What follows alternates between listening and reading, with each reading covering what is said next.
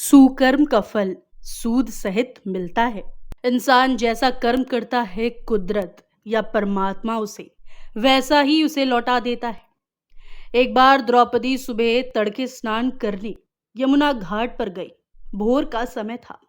तभी उसका ध्यान सहज ही एक साधु की ओर गया, जिसके शरीर पर मात्र एक लंगोटी थी। साधु स्नान के पश्चात अपनी दूसरी लंगोटी लेने गया तो वो लंगोटी अचानक हवा के झोंके से उड़ पानी में चली गई और बह गई। संयोगवश साधु ने जो लंगोटी पहनी थी वो भी फटी हुई थी। साधु सोच में पड़ गया कि अब वो अपनी लाज कैसे बचाए।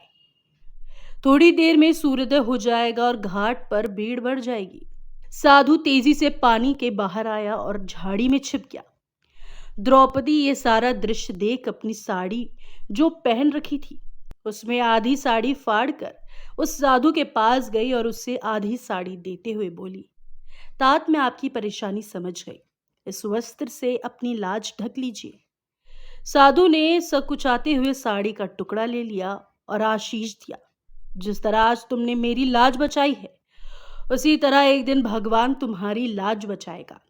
और जब भरी सभा में चीरहरण के समय द्रौपदी की करुण पुकार नारद ने भगवान तक पहुंचाई तो भगवान ने कहा, कर्मों के बदले मेरी कृपा बरसती है। क्या कोई पुण्य है द्रौपदी के खाते में?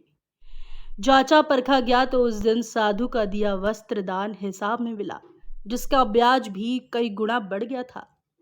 जिसको चुकता करने भगवान पहुंच गए द्रौपदी की मदद करने, तो शासन चीर चीखता गया और हजारों गज कपड़ा बढ़ता गया।